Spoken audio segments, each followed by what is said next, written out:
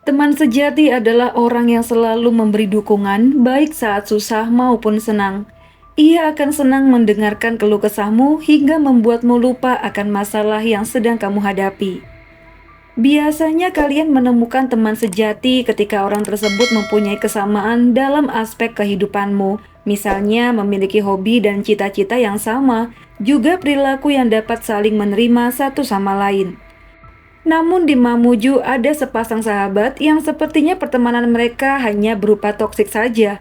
Pertemanan yang berubah menjadi dendam hingga salah satunya harus meninggal dunia dengan cara yang amat memilukan. Berawal dari penemuan jasad seorang remaja pria yang tergeletak di pinggir jalan dengan luka di sekujur tubuh.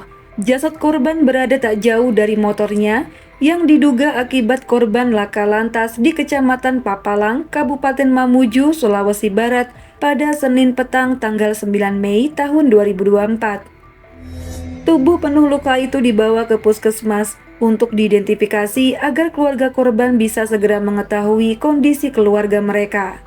Namun anehnya, dokter yang memeriksa menemukan kejanggalan pada tubuh korban, di mana luka-luka yang ada bukan karena kecelakaan semata, namun diduga bekas dari tikaman sajam. Mendapati hasil yang mengejutkan ini, petugas medis segera melapor ke Polres Mamuju karena mencium adanya tindakan kejahatan yang dialami oleh korban. Lantas, siapa dan bagaimana korban bisa bernasib demikian? Sebelum masuk ke awal cerita, Mia ucapkan terima kasih banyak buat kalian yang udah klik video ini. Siapkan hati dan pikiran kita untuk menjadikan kisah ini sebagai pelajaran. Berita ini adalah hasil rangkuman dari beberapa media berita terpercaya tanah air, dan Mia menyajikannya sebagai alur cerita yang semoga dapat dengan mudah untuk dipahami. Pada tanggal 9 Mei tahun 2024, tepatnya pukul 6:30 sore, warga dikejutkan dengan penemuan jasad seorang remaja pria di pinggir jalan Pintas Topore, Toabo, Dusun Pamalaliang, Kecamatan Papalang, Kabupaten Mamuju, Sulawesi Barat. Rupanya korban bernama Faril berusia 18 tahun. Tubuhnya ditemukan tak jauh dari sepeda motor Yamaha Jupiter MX tanpa plat miliknya. Setelah dibawa ke rumah sakit untuk diperiksa, tubuhnya dipenuhi tikaman benda sajam dan setelah dihitung, ada 28 lubang bekas tikaman di tubuhnya. Secara rinci sebagai berikut, ada 11 lubang di punggung, 2 di lengan kanan, 2 di bahu kanan, 4 di wajah sisi kanan, dan 9 lainnya ada di belakang kepala korban. Jelas ini merupakan tindak kejahatan yang sangat brutal. Polisi menyimpulkan dari banyaknya luka, pelaku pastinya memiliki dendam kesumat pada remaja pria yang dipastikan telah meninggal dunia tersebut. Kemudian tim kepolisian Mamuju bergerak cepat untuk mengolah TKP, memeriksa saksi, dan merinci riwayat kegiatan korban sebelum ditemukan terkapar di jalan. Hasil dari olah TKP dan keterangan dari para saksi, ada satu nama terduga pelaku yang langsung diburu tim Buser Polri, remaja pria yang bernama Haikal. Saat itu ia berniat melarikan diri ke Kalimantan Timur.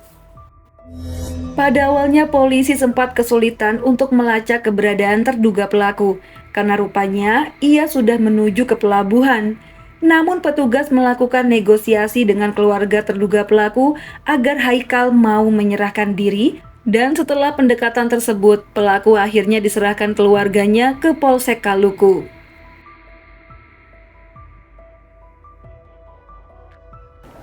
Memang membenarkan ada kejadian kasus pembunuhan yang terjadi di Kecamatan Kaluku, di Dusun Topore. Mengetahui Haikal telah berada di Polsek Kaluku, tim dari Polres Mamuju menjemputnya untuk dilakukan pemeriksaan.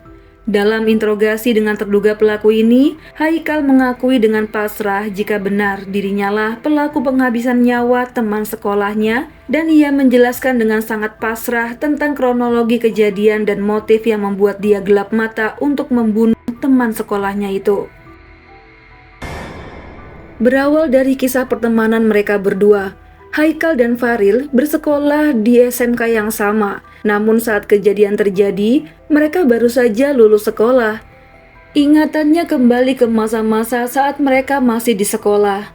di mana pelaku merasa sering dibully dan diintimidasi oleh korban. Tak hanya sekali dua kali, korban sering juga mengajak kawan-kawan yang lain untuk mengerjai Haikal. Tak hanya ejekan verbal teman-teman, rupanya korban juga sering main fisik. Candaannya itu berupa pukulan ke kepala pelaku atau berkata-kata dibarengi dengan sentuhan kasar pada tubuhnya. Perlakuan ini sering sekali dialami pelaku hingga membekas dalam hati. Namun entah kenapa saat itu Haikal gak berani ngelawan ya. Mungkin karena sifat satu individu dengan yang lainnya itu berbeda. Ketahanan psikis dan fisik orang juga berbeda. Memang kita tidak bisa menyamaratakan keadaan fisik orang lain. Lanjut cerita. Hari kelulusan pun tiba. Mereka menempuh jalan masing-masing. Mereka berdua sudah tidak ada komunikasi lagi. Namun sayangnya takdir berkata lain. Ujuk-ujuk nih ya, pada tanggal kejadian, yaitu tanggal 9 Mei 2024, mantan guru mereka atau mantan guru SMK mereka tiba-tiba menghubungi Haikal dan Faril untuk membantunya memasang mesin AC di SMK Papalang.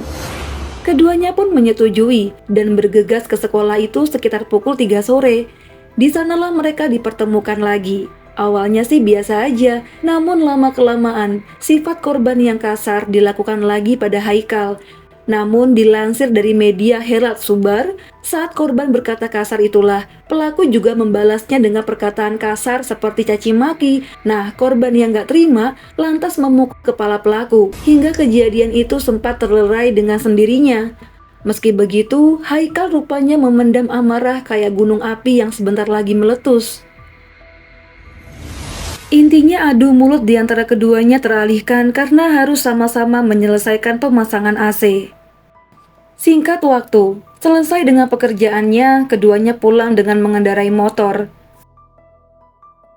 Hari yang makin gelap, ditambah suasana hati yang gak enak, seolah telah menargetkan korban. Haikal yang udah gemes banget pengen getok temannya itu, membuntuti Faril dari belakang. Saat itu waktu menunjukkan pukul 6 sore. Jalanan juga sudah lumayan sepi dan gelap. Tiba-tiba dari arah belakang dan samping kanan, Haikal yang sudah menyiapkan badik di tangannya langsung menusuk tubuh Faril tanpa belas kasihan. Dalam pikiran Haikal, ia harus memastikan targetnya habis saat itu juga, agar dendam di hatinya dapat terobati dan hidupnya bisa tenang selamanya tanpa rasa malu telah dibuli korban semasa sekolah. Sementara itu korban yang tak berdaya dan tak sanggup melawan, ambruk seketika ke pinggir jalan dan meninggal dunia di tempat. Setelah membalaskan dendamnya, pelaku kabur melarikan diri dan berniat kabur ke Kalimantan. Hingga ia berhasil diamankan oleh petugas pada hari itu juga, tepatnya pukul 12 malam. Begitulah kurang lebih kronologi penghabisan nyawa yang dilakukan oleh sahabat sendiri. Namun rupanya ada motif lain yang lebih mencengangkan di balik rasa sakit hati karena dibully. Dalam reka ulang yang dilakukan pada tanggal 13 Juni di TKP, dihadirkan pengacara tersangka juga beberapa saksi untuk memeragakan 13 adegan.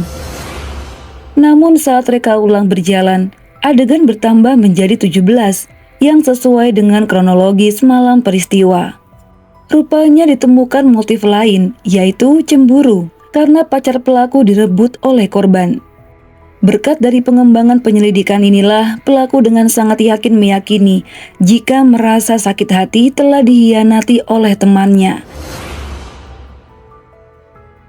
Nah teman-teman, fakta baru ini tentunya mengubah pandangan kita semua akan perilaku pembulian.